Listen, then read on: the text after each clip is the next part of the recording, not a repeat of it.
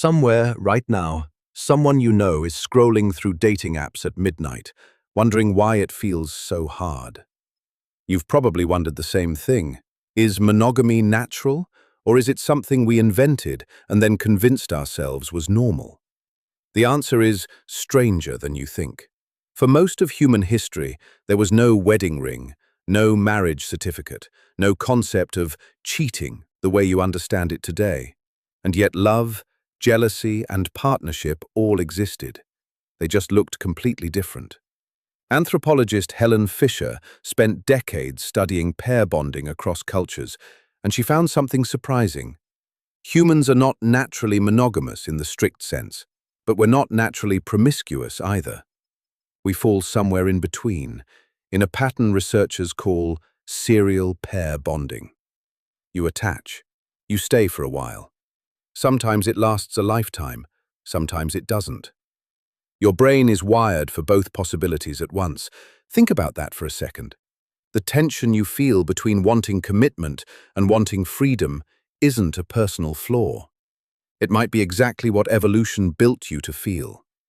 Go back further, to the small hunter-gatherer bands our ancestors lived in for hundreds of thousands of years.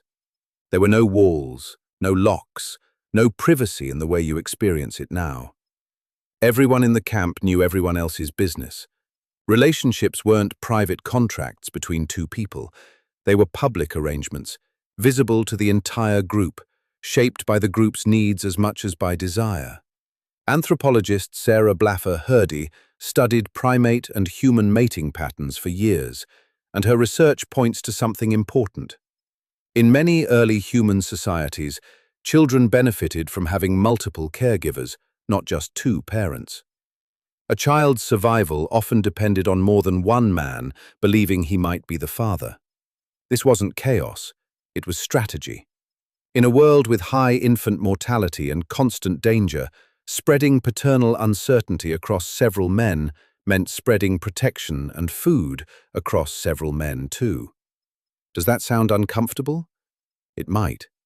But discomfort isn't the same as wrong, it's just unfamiliar. Some hunter-gatherer societies studied by researchers, including groups in South America documented by anthropologist Stephen Beckerman, practiced something called partible paternity. The belief was that a child could have more than one biological father, each contributing part of the child. Multiple men would have relationships with the same woman during pregnancy, and all of them would take on some responsibility for that child afterward. Children raised this way, in some documented cases, actually had higher survival rates than children with a single recognized father. Let that sit for a moment.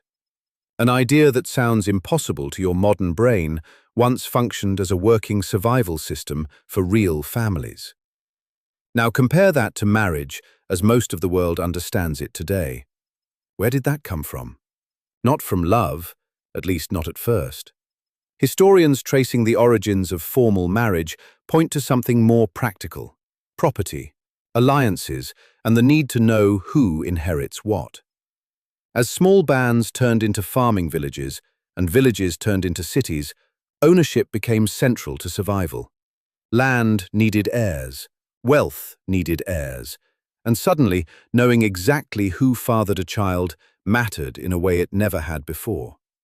Monogamy, in this light, wasn't a moral discovery. It was an economic tool. It emerged alongside agriculture, private property, and inheritance law, not alongside romance. So when did romantic love enter the picture? Later than you'd expect. For most of history, marriage and love were treated as separate things, sometimes even in tension with each other. You married for stability. If love happened, that was a bonus, not the point. The idea that marriage should be built primarily on romantic love is, historically speaking, a fairly recent invention, championed strongly only in the last few centuries in Western culture. Here's where it gets even more interesting. Not every culture followed this path. Anthropologists studying societies around the world have documented enormous variation in how humans structure intimate relationships.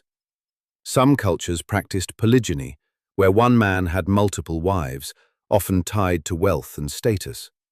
Some practiced polyandry, where one woman had multiple husbands, often as a strategy to keep land within a family when resources were scarce. Anthropologist Melvin Goldstein's studies in the Himalayas showed brothers sharing a wife specifically to prevent farmland from being divided into unsustainable pieces generation after generation. It wasn't about desire, it was about survival math. None of these systems were considered strange by the people living inside them. They were considered obvious, practical, correct, the same way you might consider your own relationship structure obvious today. So what does this mean for you, scrolling through your phone at midnight, wondering why connection feels complicated? It means your discomfort isn't evidence that something is broken in you. Your brain evolved in small groups, surrounded by people who knew your history, your family, your reputation. It did not evolve for algorithms and endless choice and strangers who disappear after one conversation.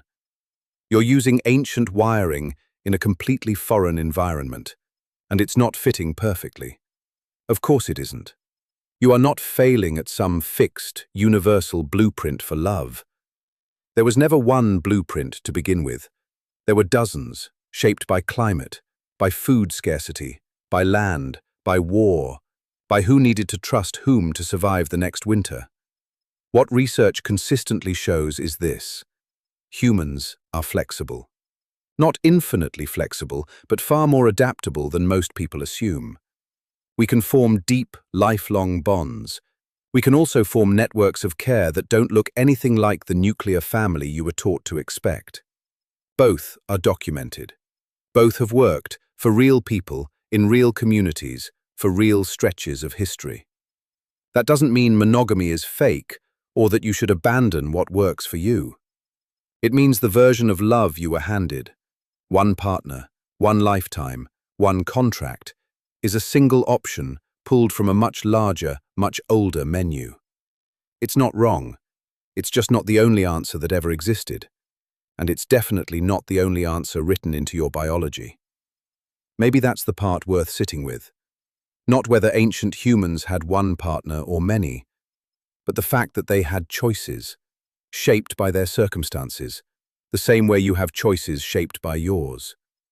The rules changed because the world changed, and the world is still changing. So the next time you wonder why connection feels complicated, remember this: you're not broken. You're ancient wiring meeting a brand new world, still figuring out, one relationship at a time, how the two fit together.